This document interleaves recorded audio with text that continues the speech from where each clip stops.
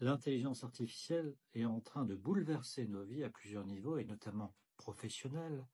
Et aujourd'hui, le 27 mai, il y a justement un article assez intéressant publié dans le Figaro sur l'utilisation de l'IA et certaines professions qui sont en train d'être détruites. Il s'agit notamment du cas des traducteurs ou encore des auteurs de livres. L'intérêt à utiliser l'IA, c'est l'efficacité, la rapidité. On n'a pas besoin de demander, grosso modo, à des gens s'ils ont du temps ou non. Le coût, évidemment. La précision, la consistance, puisque par exemple, ils peuvent faire beaucoup de travail en très peu de temps. L'accessibilité 24 heures sur 24, 7 jours sur 7. Et aussi, aujourd'hui, malheureusement, aussi la capacité d'apprentissage et d'amélioration. Et on voit, quand on utilise différentes IA, cette capacité, justement. La première question, c'est est-ce que l'IA est vraiment, en fin de compte, une intelligence?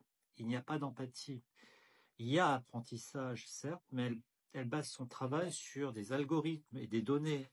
Donc il n'y a pas encore cette conscience qui en ferait une véritable intelligence. Et dans l'intelligence, on est passé, comme vous savez, du QI à l'intelligence aussi émotive qu'elle ne possède pas. Elle est incapable de comprendre justement des contextes émotionnels. Elle a des réponses préprogrammées. Elle a une absence de jugement moral. Elle a un côté aussi d'interaction avec l'humain assez limité. Et si justement il y a destruction d'emplois par l'IA, il y a aussi aujourd'hui utilisation de ces mêmes intelligences artificielles dans le cadre de conflits, comme on a pu voir en Israël avec un logiciel qui s'appelle Lavender, qui utilise des algorithmes pour analyser de vastes quantités de données recueillies par les services de renseignement israéliens et qui désignent ensuite des cibles. Selon ce qu'on sait, selon les articles qui ont été publiés à ce sujet, ces données incluent des informations sur les mouvements, les relations sociales et d'autres caractéristiques sur des individus dans la bande de Gaza pour créer des profils que le système considère comme combattants ou non du Hamas. Et à la base, le taux d'erreur est de 10%. Alors qu'aujourd'hui, il y a une nouvelle bavure à Rafah avec plus de 35 morts à l'heure actuelle. Ce logiciel, justement, a conduit une sorte d'examen moral. Par exemple, les rapports indiquent qu'il était acceptable, selon le logiciel, de tuer entre 15 et 20 civils pour un combattant identifié. Ensuite, il était correct de tuer 100 civils pour un chef du Hamas, d'où la proportion de civils qui sont en train d'être éliminés, grosso modo, à Gaza.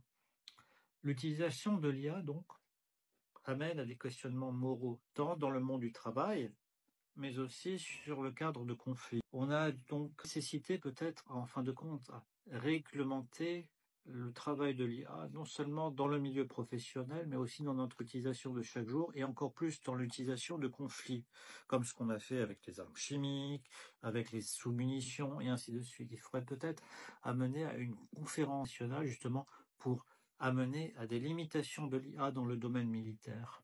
Avant, un militaire, il allait, avec sa mitrailleuse, battre. Il voyait l'horreur de la guerre. Ensuite, c'est devenu, avec les drones, des presse-boutons. On appuie, on tue. Aujourd'hui, l'IA décide grosso modo pratiquement de tout.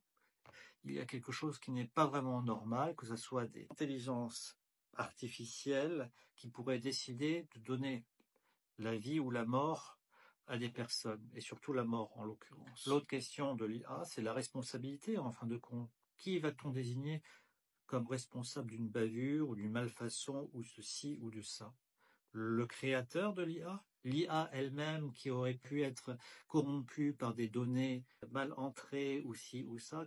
Quel est le domaine de responsabilité de chacun, en fin de compte aussi? Voilà, c'était la petite réflexion du jour basée sur cette actualité lue ce matin, que ce soit dans le milieu professionnel ou bien dans le conflit du Moyen-Orient. À bientôt.